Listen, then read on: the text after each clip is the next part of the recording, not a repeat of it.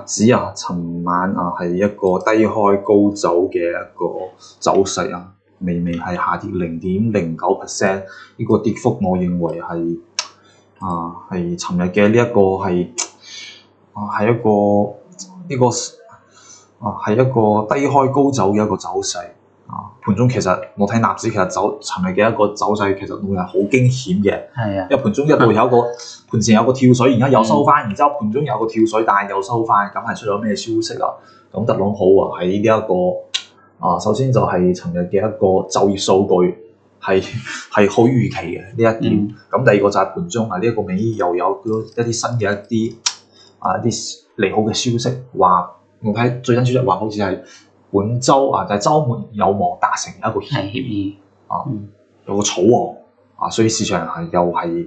被救翻嚟又救翻嚟啦。但係我睇下而家最新嘅呢個盤前期貨納指都係再次係跌到前期嘅，即係個低點咗。前期就係尋日嘅一個低點最低點附近，説明而家市場嘅一個空頭力量仲係比較強嘅。咁納指呢個位置後市點睇啊？咁其實我同 Rocky 老師呢一排一直同大家提示指數嘅一個風險納指點解話？首先從呢一個技術上嚟講呢個位置納指連續10字升，量能逐步萎縮，説明乜嘢？買方嘅力量逐步咁衰竭啦，咁呢個時候往往係乜嘢？階段性見頂嘅一個徵兆。咁從基本面角度嚟講，前面大家講一個係乜嘢？第一個就係喐十上任咁目前講佢嘅利率預期係偏鷹嘅而且從呢個 CPI 數據非農數據嚟睇，今年喐十減息嘅空間已經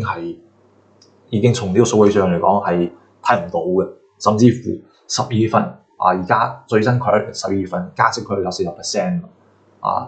唔單止唔減息，甚至乎仲要加息，呢個我相信係冇人會諗得出係呢個新美聯主席係咁樣嘅呢個操作嘅。所以喐6月17號正式上任呢個正式主持呢個議息決議咁佢首次公開講話，我相信會有一啲蛛絲馬跡，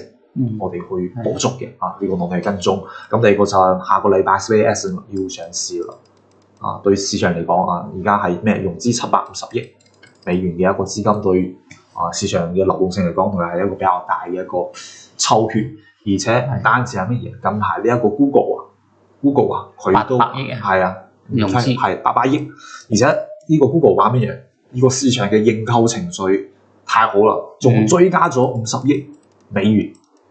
即係話 Google 近排嘅呢一個再融資就850億美元，然之後下個禮拜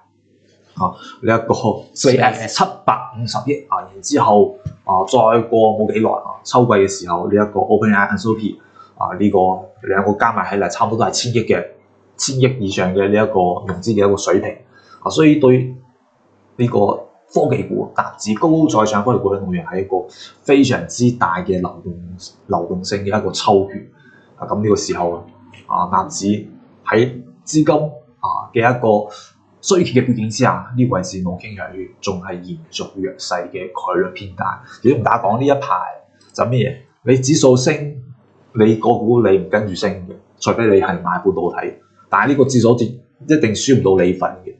所以我喺呢一排而家仲打強就我哋唔好賺咗一個銅板。呢個時候反而我哋乜嘢逐步逢高了結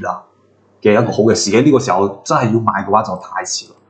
真係要買嘅話呢個時候好多已經跌到指數跌到呢一個位置，但係從個股角度嚟講，佢可能已經跌到呢個位置啦。從個指數跌到呢個位置，但係個股可能已經跌到呢個平台啦。所以我哋就係要提前去分批減倉呢場。咁我想問下 Rocky 老師，你對納指係點樣睇嘅呢？其實納指嚟講嘅話，呢個位置咧，首先完全係冇性價比㗎啦。喺呢個位置，特別啲個股好明顯已經開始分散咗。